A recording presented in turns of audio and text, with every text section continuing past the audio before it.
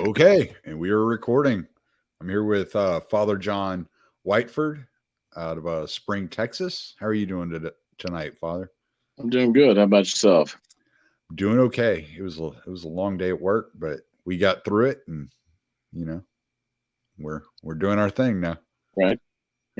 So, um, for those most of the people in my audience aren't going to know who you are. Do you want to give a little of your background and where you're a priest at and all that good jazz?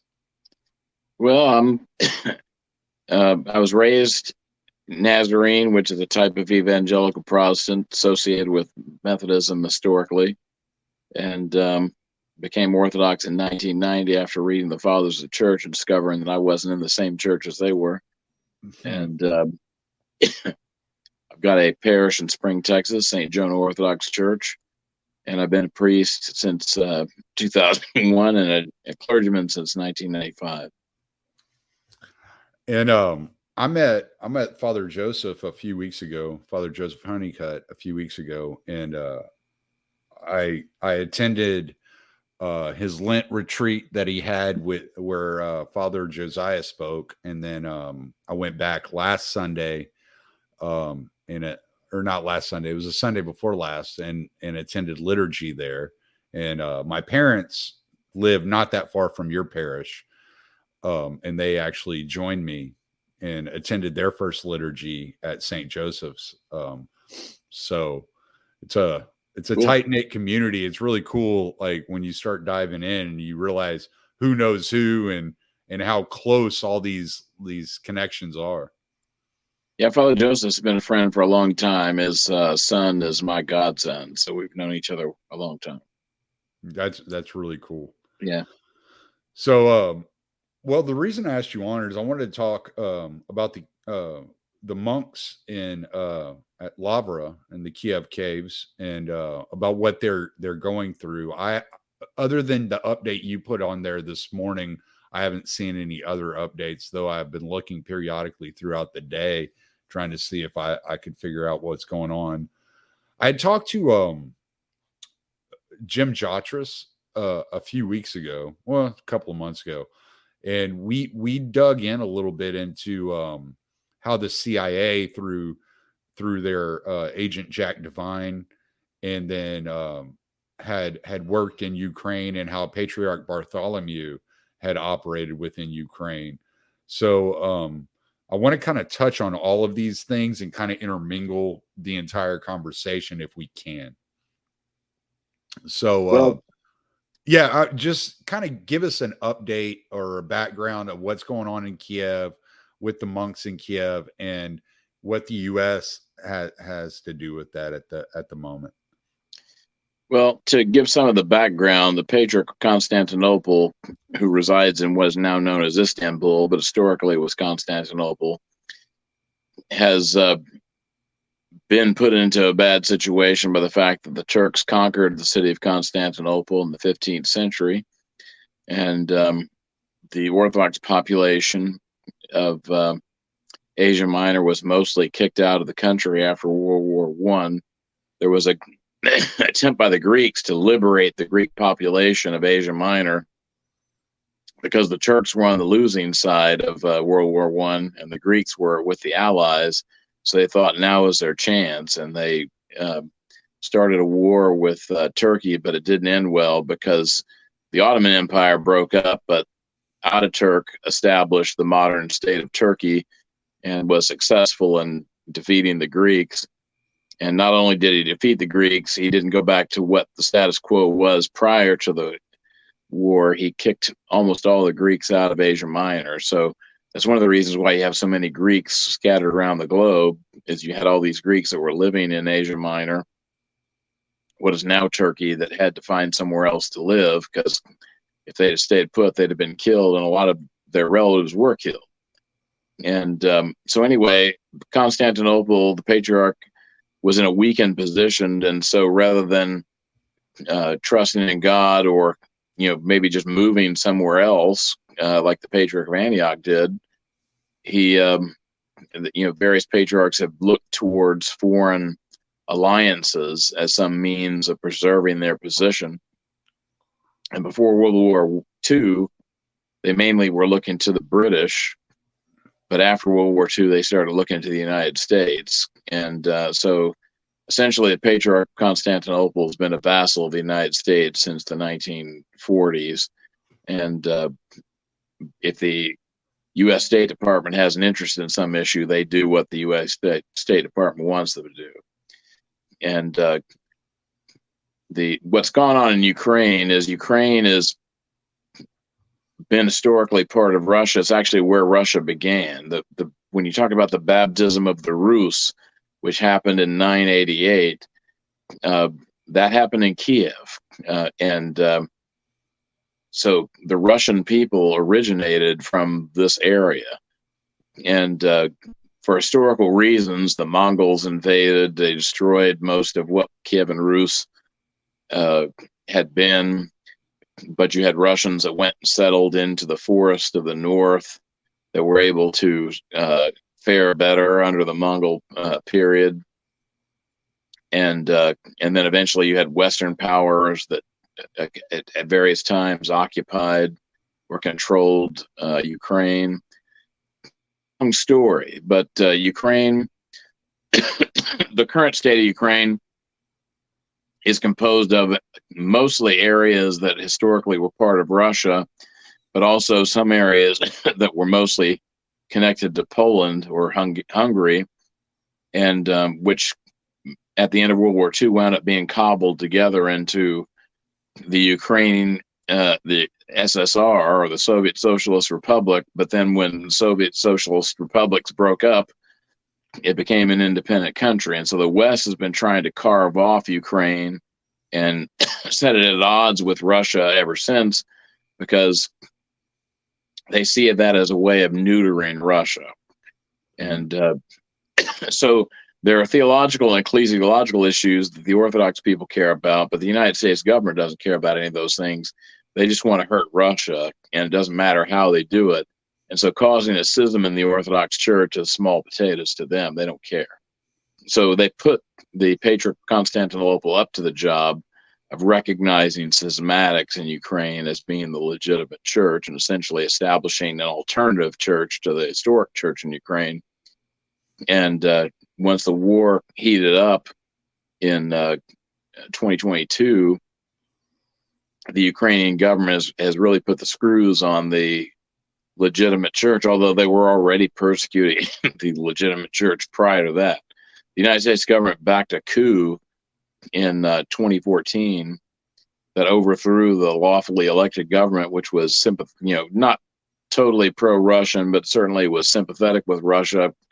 And most of the people that voted for that government tended to identify as Russians and wanted to have good relations with Russia, but they also wanted to have a good economy. They would have liked to have had a good trade agreement with the West, but the West manipulated the situation, and then we used color revolution tactics to launch essentially the second color revolution in Ukraine, because there had been a previous attempt for us to overthrow Ukraine and get them to turn to the United States. But this time they actually had a coup proper, ran the legitimate president out of the country, and Victoria Nuland and the State Department picked the people who would take his place. And as a result of that, parts of Ukraine said, hey, we ain't going along with this, and they revolted. So you had Crimea that broke off, and also the Donbass and the Lugansk regions that broke away from Ukraine, and there's been a civil war ever since. But it heated up in 2022 because Russia basically saw that the United States and Ukraine were not going to resolve the situation peacefully. They've been shelling the people in eastern Ukraine for 8 years, and Zelensky was talking about acquiring nuclear weapons and joining NATO. So Russia gave basically a list of demands to the West and said, look, we don't want a war, but Ukraine can't be part of NATO. It can't have nuclear weapons, and it needs to stop killing people in eastern Ukraine.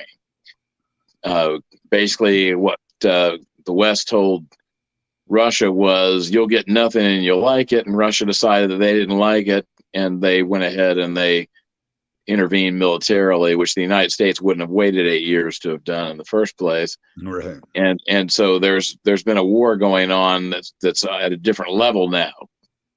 And contrary to what the Western media is reporting, is Ukraine is unfortunately their troops are being slaughtered every day, and there are hundreds of thousands of people who are dead right now that would not be if the United States had not tried to do all this stuff.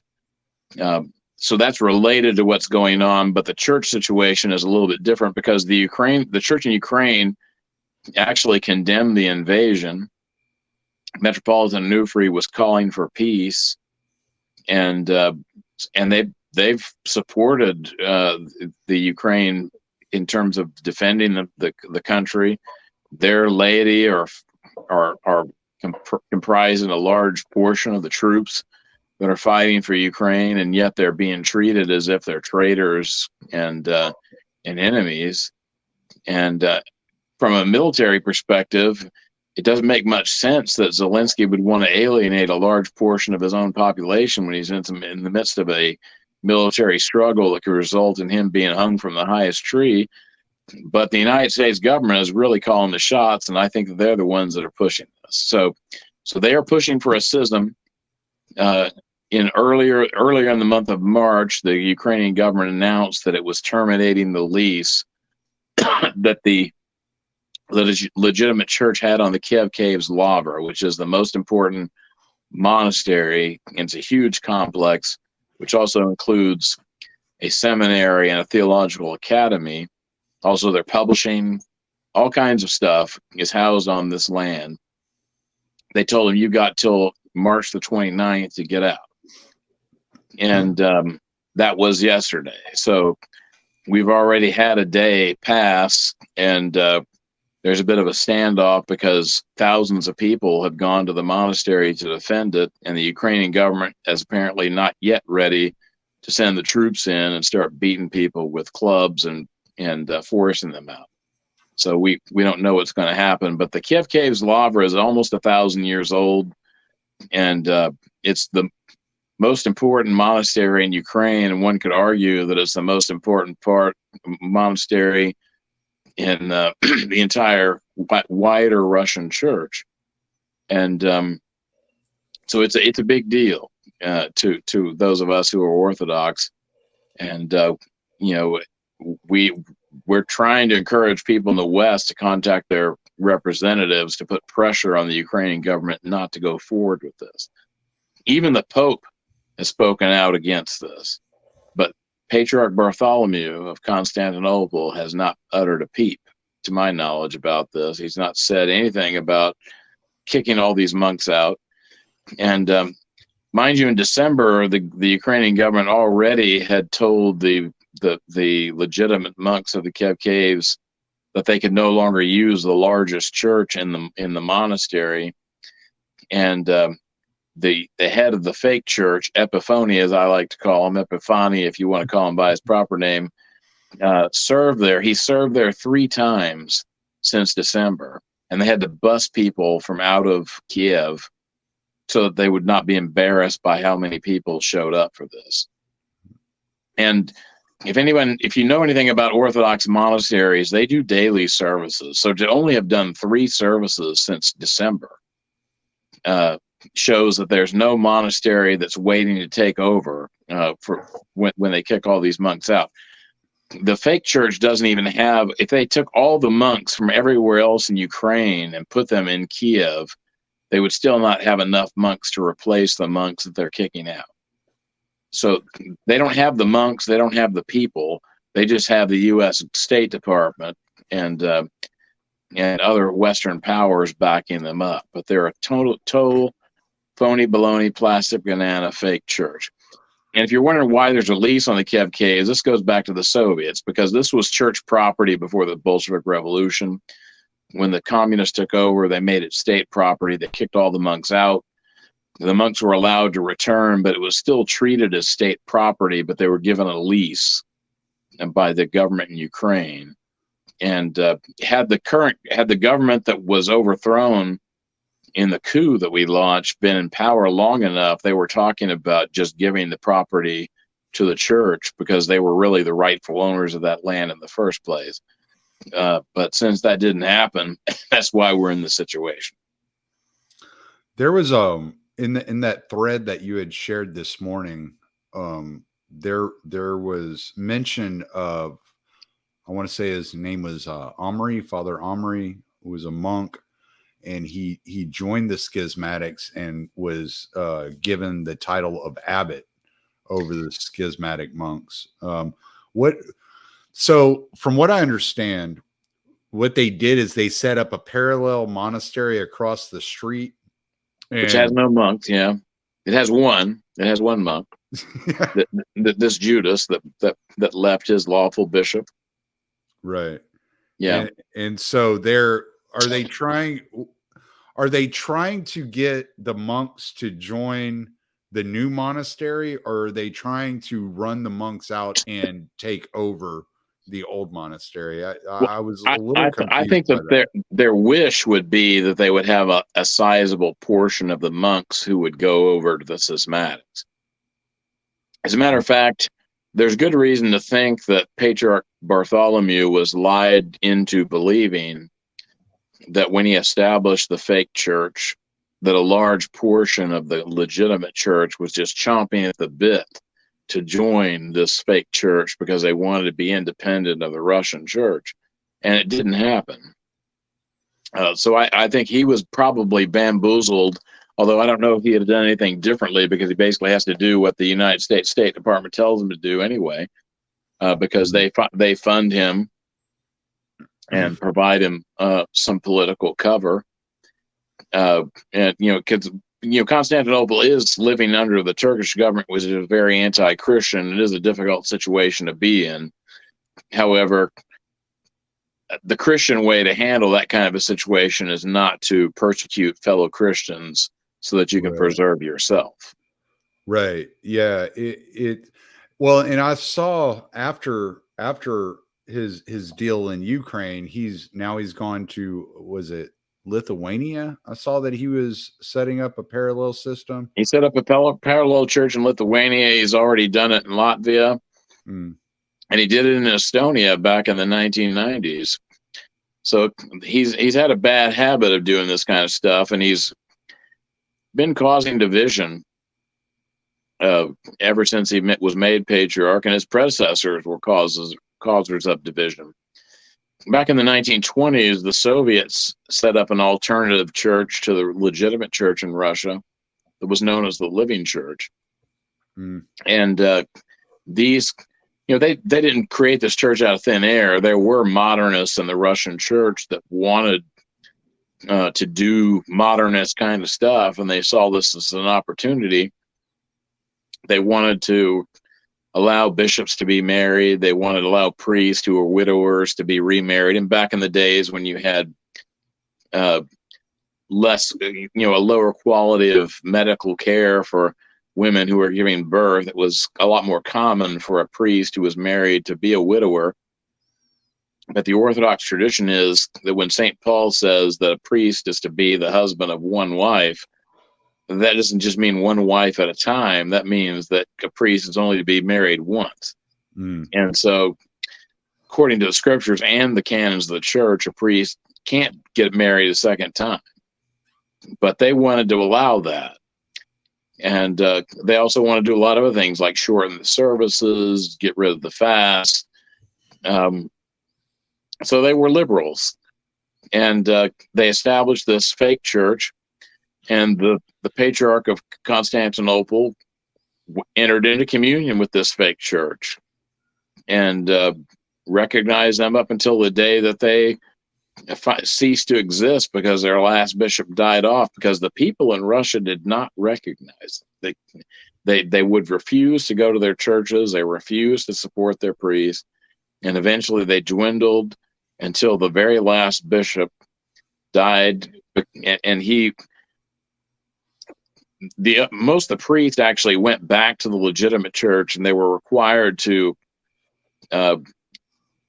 do public repentance from the amvon of their church and to apologize to their people for having gone into schism. But some of the leaders of the living church were told that you will never be accepted back as anything but a layman because you so betrayed the church. You participated in throwing priests and bishops into prison and having them executed.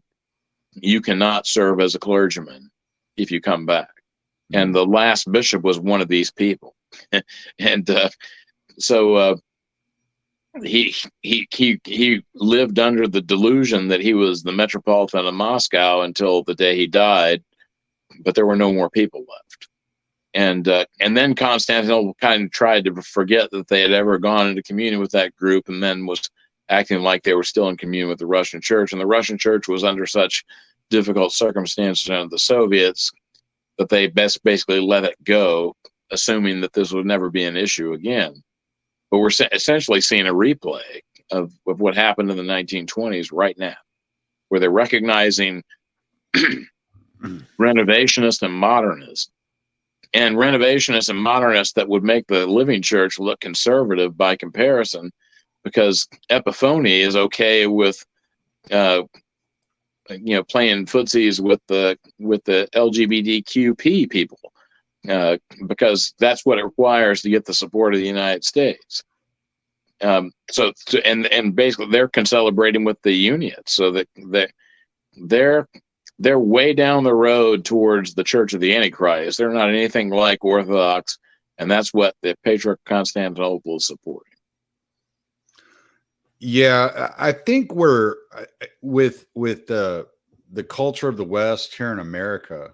One of the things that people are going to have an issue with and understanding is the role of the church in the culture in Eastern Europe. Do you mind? I know you've been to Moldova and into the region. Would you mind talking about that a little bit and how the church affects the culture and what that actually means to the people of that region? Well, when you're talking about countries where the people have been Orthodox for 1,000 years or more, the Orthodox faith is very deeply rooted, and people's lives revolve around the church. And so this is a big deal in Ukraine. And Ukraine is an extremely pious country. Russia itself was subjected to devastating persecution by the communists, and they destroyed so many churches that the life of the church in a lot of areas in Russia was almost wiped out. And so there's still areas that don't have regular churches, although they've been building, thousands of churches every year since then, and the church has been growing. But Ukraine was spared some of that. It wasn't persecuted in the same way, at least not in the sense of churches being destroyed. Moldova, for some reason, I don't know quite why, but they kind of ignored Moldova to a large extent. And so their church life was able to continue on at a different level than most of the rest of the Soviet Union. So the faith is stronger there, but it's strong everywhere, because even in the areas where it was extinguished, people still had this memory, and maybe their grandmother passed the faith on to them, at least in some basic level, so they knew some things about the faith. And so when the churches started to reopen, you had people who started going back.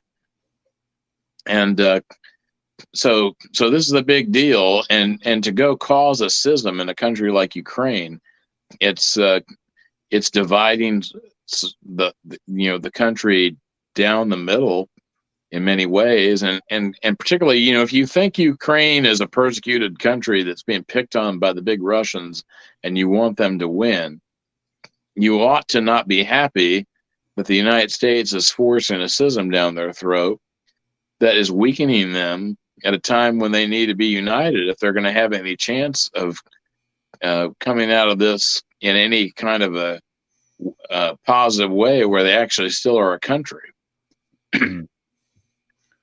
I think there are a lot of Ukrainians that are part of the legitimate church that are probably questioning why they should continue to support this government right now. Yeah, I would imagine as much. One of the things I talked to with Mr. Jotras was the um, the the necessity of pushing Western culture down the throats of these people in the East, and what that meant, and how it would distract. Like the culture in itself is intended to distract them from the piety that they were taught growing up. That And 100% they're trying to push the gay agenda in Ukraine and Moldova and other countries that their leadership is trying to become part of the West. The price of admission today to the club of the West is to bow the knee to the rainbow flag and the transgendered, 1001 gender ideology of the West. And most of the people in Ukraine are not on board with that. Most of the people in Moldova are not on board with that. Yeah, I think where people like here in the West kind of get confused those, because they think of church, they think of like Protestantism, or the Catholic Church. And in the East, when you start engaging with Orthodoxy, which I was just chrismated in December. So when you start engaging with it, like the first thing you realize is like, oh, this is a lifestyle. It's a completely different way of engaging with the world than what you're used to. And there's a lot of adjustments you begin to make in your life, and you start to, in order to really understand what it is that you're engaging in. In the West, we don't understand that because everything is so separated. And a lot of the reasons, a lot of the, I wouldn't say reasons, a lot of the circumstances we see occurring in the Western churches are due to that segmentation and that separation. Whereas in the East, they wouldn't have that separation. So it's almost like the government checks with the church to make sure they're in line with the church.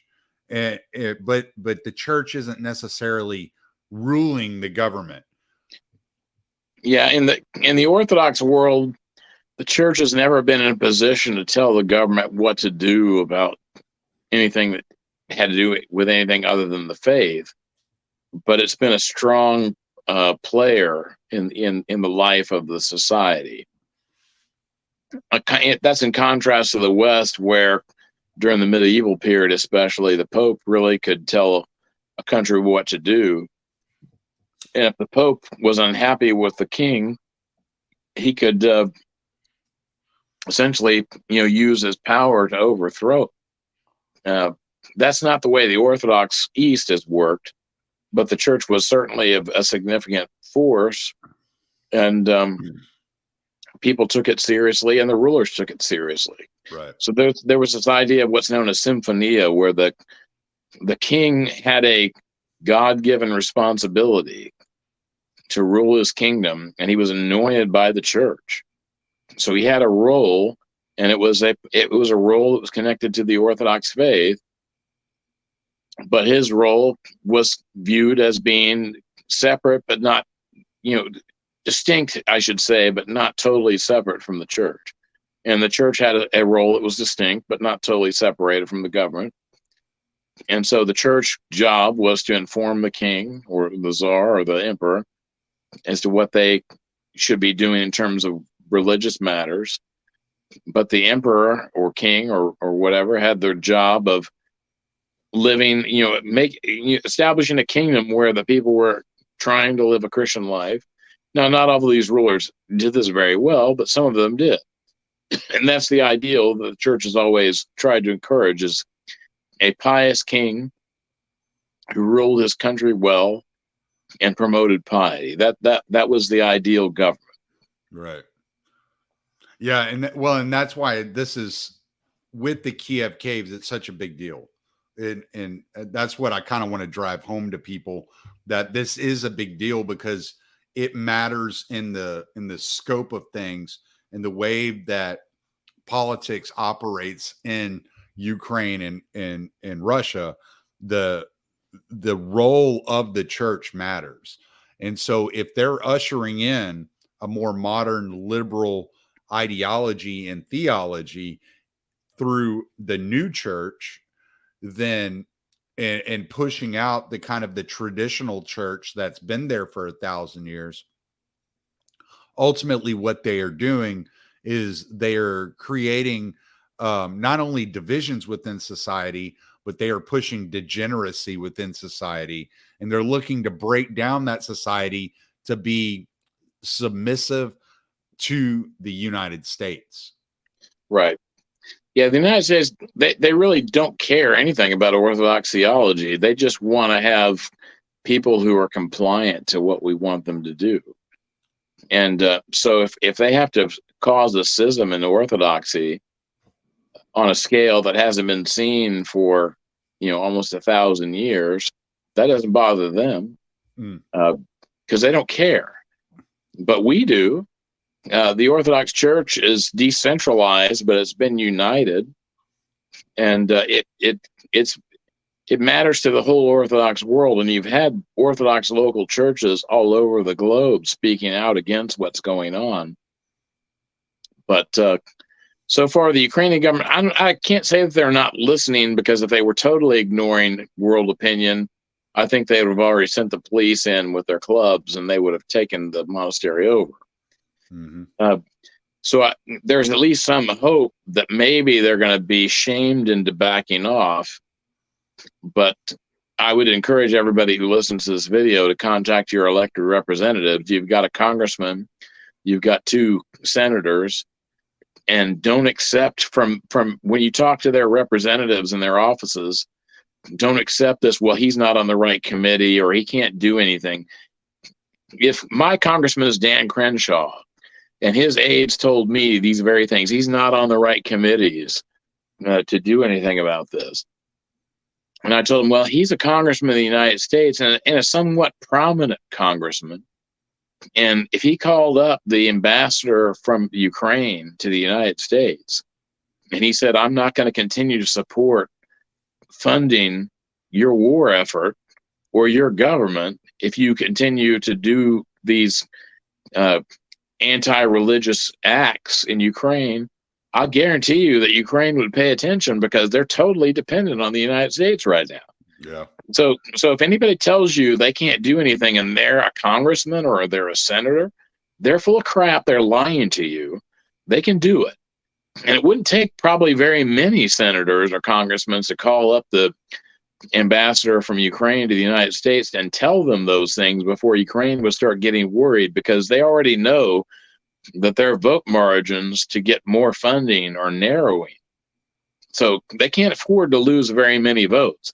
But unfortunately, Eye Patch McCain, Dan Crenshaw, I think, is just a warmonger neocon, and he's going to continue to support Ukraine no matter what. I'm going to continue to call his office anyway, because he's my congressman, unfortunately. But I'm also going to contact Ted Cruz, and I'm going to contact John Cornyn, because they all have influence. Yeah. And the senators have more influence, because there's a lot fewer of them than there are of the representatives. If they called the Ukrainian ambassador and told them that they will not support more funding if they go down this road, it would stop in a heartbeat. Absolutely. So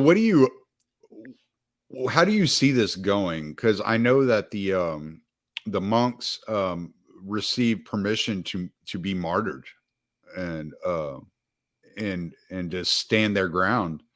And this is something that I find very intriguing about the Orthodox faith, and really kind of drew me in. My buddy Matt Erickson, who does the King Pill podcast, his first church was Father Josiah's church there in California.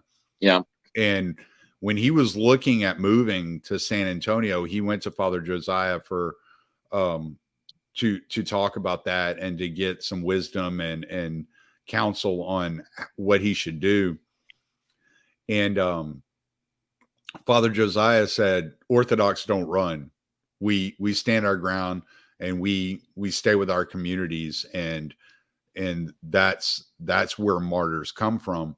Right. And I see the monks in Kiev and the congregants doing that. They're standing their ground. They're not willing to leave. They're not willing to give up to the government. You have thousands of people standing out in front of the church to stop the government from invading the church. I know there was a couple of days ago, I saw some video of some tear gas being thrown into churches and people being pushed out of churches and stuff like that. So where do you think this will escalate? Well, if there's not enough of an outcry from the West, it certainly will. And if they go in there with with clubs, there will be monks that will be killed. There will be old ladies that will be killed.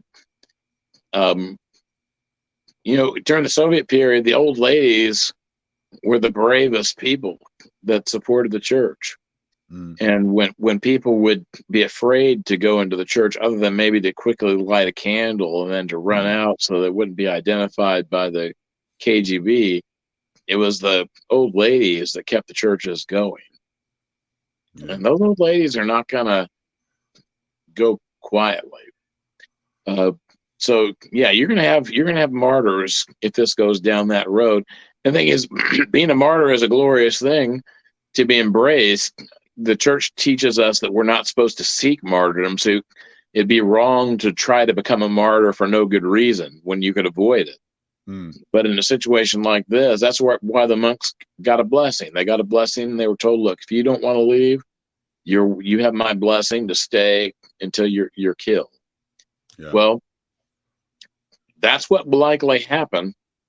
And if that happens, they'll be saints and glorified and spend eternity with God in heaven.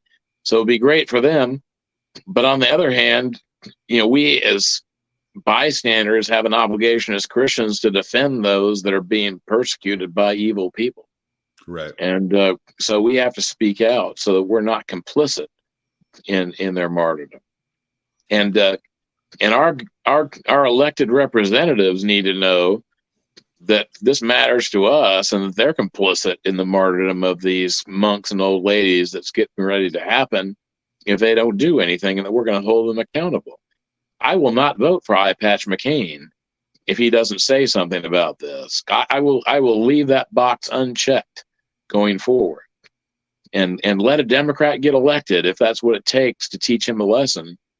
If he's not going to stand up for my church and for old ladies and old monks that we just want to worship God and be left alone. And the same thing goes for John Cornyn and Ted Cruz. And unless they know that, they're going to figure out, well, they'll forget that.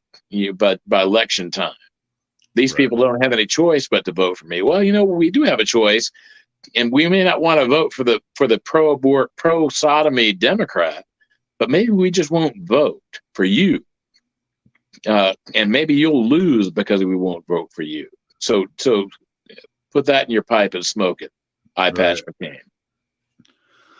Yeah, it's in a lot of people are going to be wondering, like, because part of the narrative that we hear coming out are that these monks side with Russia or they're on Russia's side.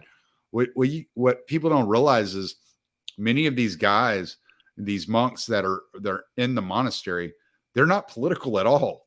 They don't know what's going on. Some of these people are hermits that have been living on their own in a cave for years that have no idea what the geopolitics and the ramifications of the political movements are.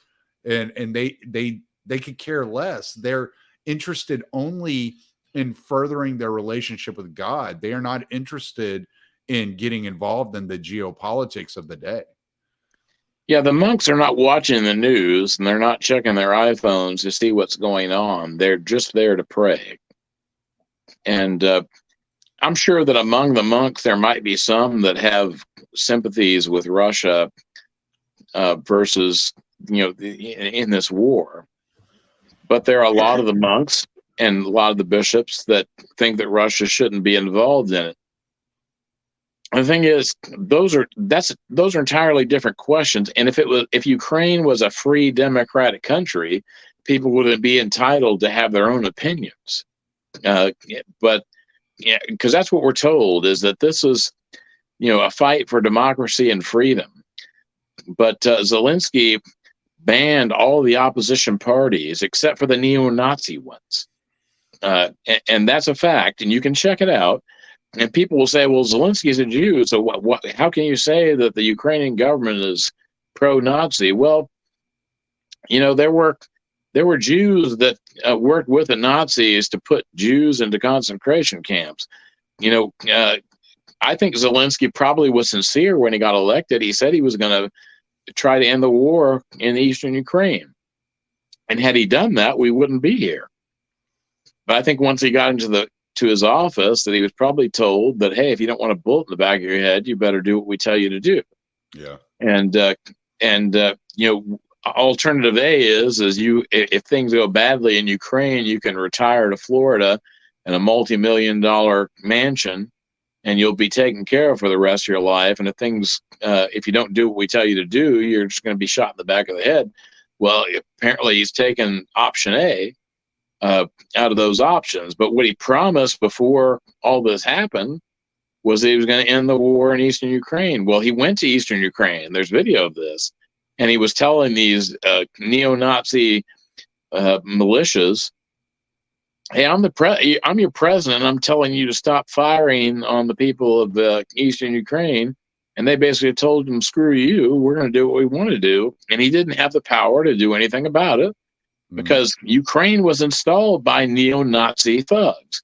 You can say that, those parties that are connected with the neo-Nazis don't get a lot of votes come election time. But when it comes to who's actually the military muscle behind the Ukrainian government that we have right now, the Nazis have a big role in it. And it's just a fact. And you can deny it all you want, but it's a reality. And there are two good documentaries by Oliver Stone that you can watch on Rumble. I think they're still on YouTube too. But the first one is Ukraine on Fire.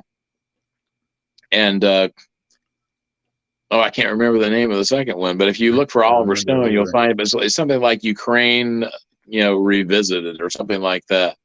Yeah. But I have a blog post on the subject of this war where I point to those documentaries. But the second documentary talks about what happened after the coup and what role the Nazis been playing in Ukrainian politics since then. And it's very illuminating. And they have a holiday for a Nazi, Stefan Bandera, and they teach children in school to recite poetry to Stefan Bandera. Bandera is my father and Ukraine is my mother. Well, Bandera was a Nazi. Mm-hmm. So if you want to say Ukraine is not run by Nazis, explain why we have a national holiday in Ukraine for a Nazi, and explain why children are taught to recite poetry praising a Nazi. Yeah. Those are facts. You can deny them all you want. They're facts, and facts are stubborn things. Where it really gets to me, and at the moment I'm reading my elder Joseph the Hesychast about Saint Joseph the Hesychast. Yeah. And I keep, as I'm reading this book and I'm seeing what's happening, I'm like, these guys, they have no business in this. There's nothing. All you're doing is you're leveraging innocent people to move politics, and it's heartbreaking to see that and how that operates. And I remember I think it was your interview with on Church of the Eternal Logos with David Patrick Harry that you just did, where you were talking about how the West used to follow this Christian code of war prior to the Civil War, and how that changed. But when you brought that up, one of the things I was thinking of was was when Rome sent soldiers into the East during the Crusades, and how the Catholics, the Roman Catholic soldiers, reacted to the Orthodox and treated the Orthodox, and how that's kind of carried over into Western civilization. Yeah, well, when the Crusaders sacked Jerusalem, they killed the Orthodox along with the Muslims. Right. The Crusades were encouraged to some extent by the Byzantine Empire, because the Byzantine Empire wanted some help fighting off the Muslims that were trying to take over them. But they had a different mentality. But through the Middle Ages, there was a code of conduct during war that basically said that when you're fighting another Christian country, there are certain things that you just don't do. And you don't attack innocent people. You don't destroy their food supply. You fight the army. Now, if you had a pagan invader that wasn't abiding by those rules, then you wouldn't be bound by those rules fighting them back. But Christians sort of had this agreement, and there was this concept of chivalry, that an honorable warrior would abide by a code, and to not abide by that code would be dishonorable. And unfortunately, in the American Civil War, that's when the West started to throw that code out the window, and World War I probably would not have happened if the Civil War had not happened first, and we'd not had the example of how effective it was to bombard innocent civilians and starve them to death to conquer your enemies. Now, that was basically not allowable prior to that.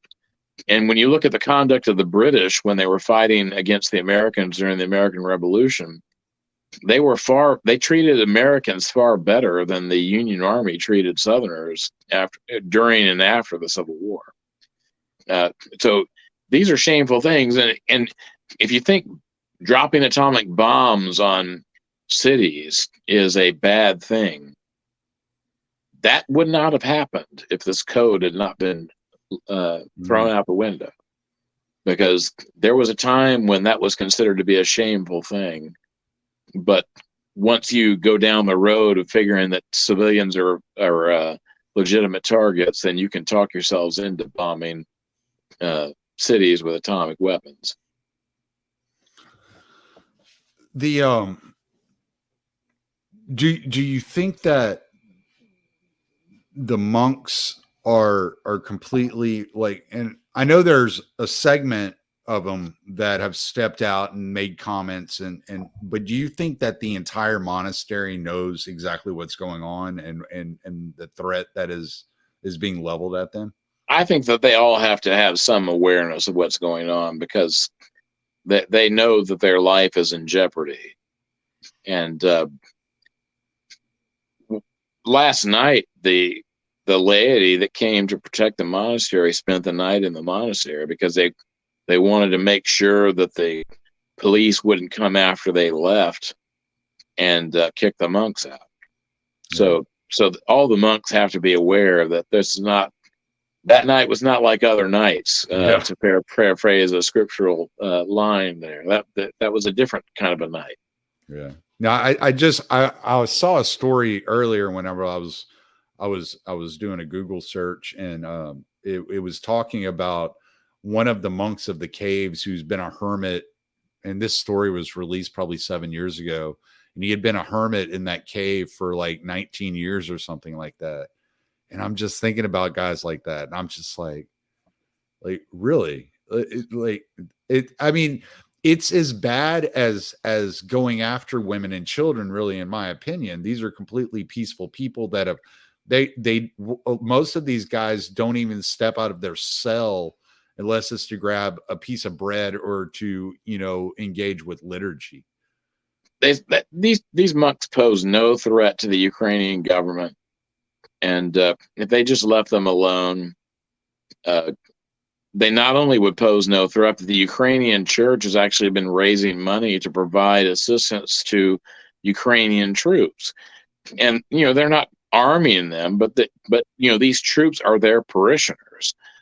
So they're trying to provide them with things like food and things to make their life bearable while they're fighting this horrible war. And so not only are they not hurting the Ukrainian government, they're positively doing good things that they should be praised for, but they're losing this war.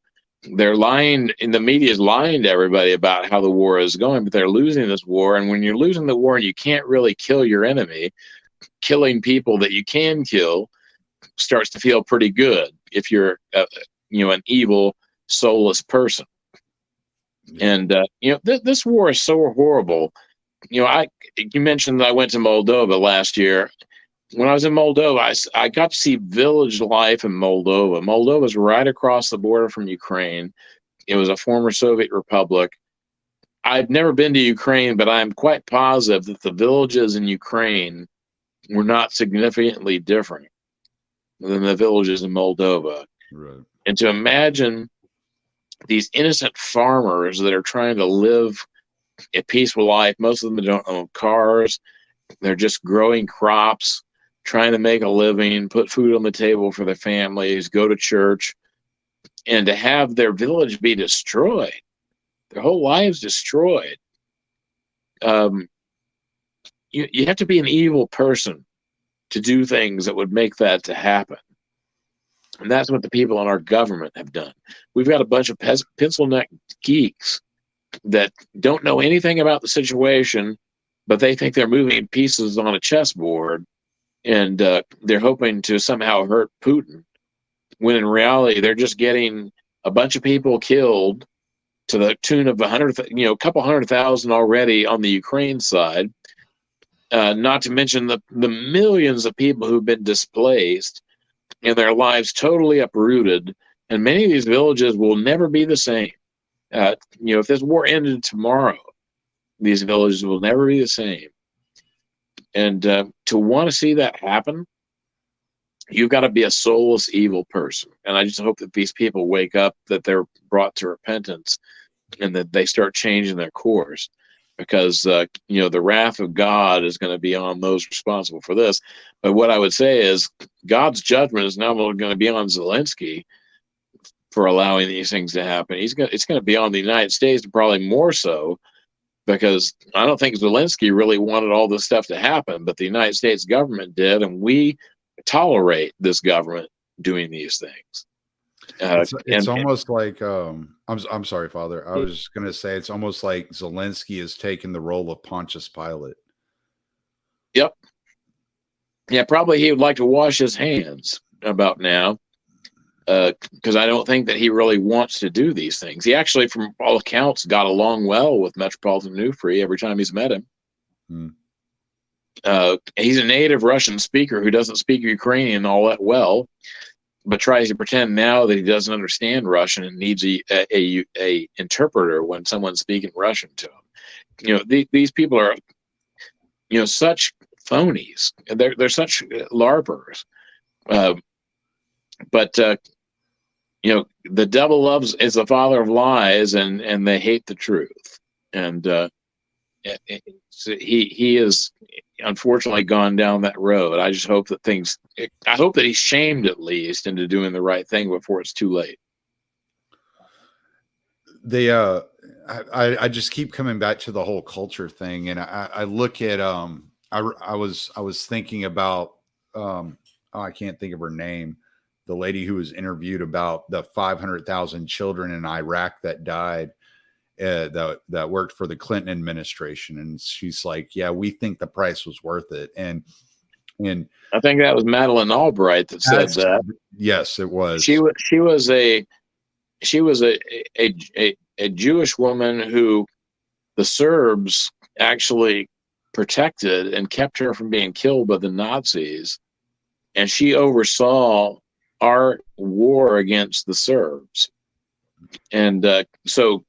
Killing 500,000 Iraqis is probably, just another day for her. Yeah. Well, my mind, I kept wanting to call her Catherine, and I knew that wasn't right, so I didn't want to I didn't want to lay that at the foot of a Catherine. Yes, it was Madeleine Albright that said that. And Right.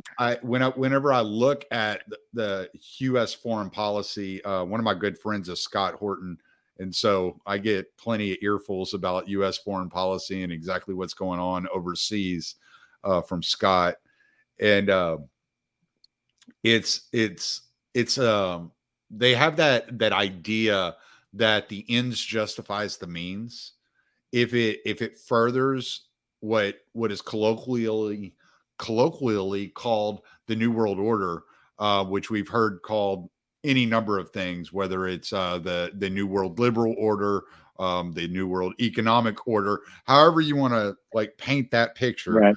and dive into that subject, that's fine. But ultimately they believe in this one world governance situation, and they are willing to spill as much blood, destroy as many lives and as many cultures as humanly possible, to spread the Western culture across all Eastern countries in order to draw these countries in and to weaken their enemies. And it doesn't matter how many people get hurt in the process. It doesn't even matter how many of their own citizens get hurt in the process. And it's very sad to watch. That's right, because they're evil people who don't care about the value of human life. You're I'm sure familiar with the movie Full Metal Jacket, and not a very clean movie, right? But there was a line in that movie where an officer said about the Vietnamese people, and he used a derogatory term that I won't repeat, but he said inside of every derogatory term for a Vietnamese person, there's an American dying to get out. Mm-hmm. Yep. That's unfortunately the American post-Civil War Yankee, to be more precise, attitude about everybody else in the world, is that everybody else is just really wanting to be like us. There's really no need for there to be any differences in cultures, because everybody wants to be exactly like us, and anybody who doesn't want to be like us really isn't fit to live and needs to be killed. And that's morphed into this globalist agenda that has totally forgotten God. Which that's actually kind of funny that you bring up the Vietnamese as an example, because it actually Ho Chi Minh actually spent much of his time quoting Thomas Jefferson. Yep. And so what a lot of what you saw there in the dialogue between the Vietnamese and the U.S. and their arguments was the progressive era versus the revolutionary era. And because America wouldn't give the Vietnamese the kind of the revolutionary support, they turned to communism. Yeah. And so you see that this progressive era that was started really under Teddy Roosevelt and expanded under Woodrow Wilson has turned into this monster that many of the founders of the United States warned us of. Right. We've been lied into almost every war we've ever fought, and it's all because we have a certain kind of politician that thinks that the ends justify the means, and it doesn't matter how many millions of people wind up getting killed in the process. I don't think that the American people would support that for a minute if they understood it. And we need to speak out against it because it's evil. I wasn't as aware of this stuff, when I was younger. I bought the crap that most people were fed. When the first Gulf War happened, I enlisted in the Marine Corps, thinking that I was going to go fight for freedom and democracy and follow in my father's footsteps, who was a World War II veteran. Yeah. And Only later did we come to find out that we were lied into that war, and we were lied into the next one too, and we've been lied into pretty much everything since. Right. And we need to stop believing people who lie to us all the time. Yeah. Well, I don't want to keep you any too much longer, Father. It's been an hour. So do you want to tell people where they can keep up with the events that's going on in the Kiev Caves in Lavra, and where to find you, and any last thoughts you might have? Go ahead and just spill it. Okay. Well, I have a blog, Father John, spelled out Father John.blogspot.com. Parish website is Saint, spelled out SAINT, Jonah, JONAH.org. I'm on Telegram, Gab, and Twitter. And probably the best place to follow the events if you really want to pay attention is on Telegram, because that's where I see the best information, because there's no filtering on Telegram, and I pass it on to people. So that's where I would recommend. Okay. Well, and I'll what I'll do is whenever I release an audio version of this, I'll make sure all those links are in the show notes and easy for people to find. And I'll start following you on Telegram, so I have all that information. Thank you. I appreciate it. Well, thank you, Father. I really appreciate you coming on and taking the time to do this. I always enjoy listening to you on other podcasts. So it was a great pleasure for me to actually get a chance to speak with you. Thank you. Good talking to you. And hopefully we can do this again under better circumstances. Sure. That'd be wonderful. All right. Well, I'm going to end the recording right now.